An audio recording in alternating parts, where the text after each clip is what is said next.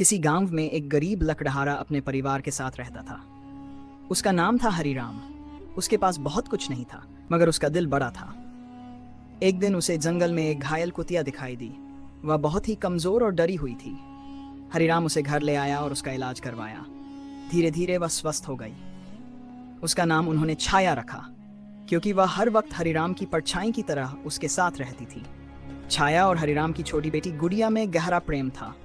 दोनों दिन भर साथ खेलते। छाया कभी भी गुड़िया की नजरों से दूर नहीं जाती थी, लेकिन हरिराम की पत्नी हमेशा छाया से डरती थी। उसका कहना था कि जानवर जानवर होता है, आज नहीं तो कल किसी को काट ही लेगा।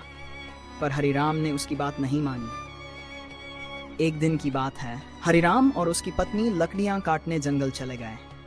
उन्होंने गुड़िया को घर में सुला दिया।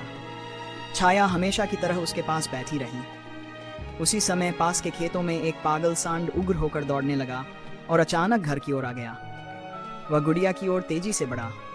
छाया ने तुरंत उसकी ओर छलांग लगाई। उसने सांड को रोका, उसे काटा, खरोंचा और खुद घायल हो गई। लेकिन उसने गुड़िया को एक खरोंच भी नहीं लगने दी। शोर सुनकर पड़ोसी दौड़े। जब तक हरिराम और उसकी पत्नी लौटे, छाया जमीन पर खून से लथपथ पड़ी थी। सांड मर चुका था और गुड़िया सुरक्षित थी। हरिराम की पत्नी दौड़कर छाया के पास गई और रो पड़ी। वो कहती रही, मैंने तुझ पर कभी भरोसा नहीं किया और तूने हमारी बच्ची की जान बचा ली। मैं गलत थी। छाया ने धीरे से अपनी पूंछ हिलाई और हमेशा के लिए शांत हो गई। कभी कभी जिनसे हम डरते हैं वही हमारी सबसे बड़ी सुरक्षा बन जाते हैं। भरोसे और प्रेम से बढ़कर कुछ नहीं होता।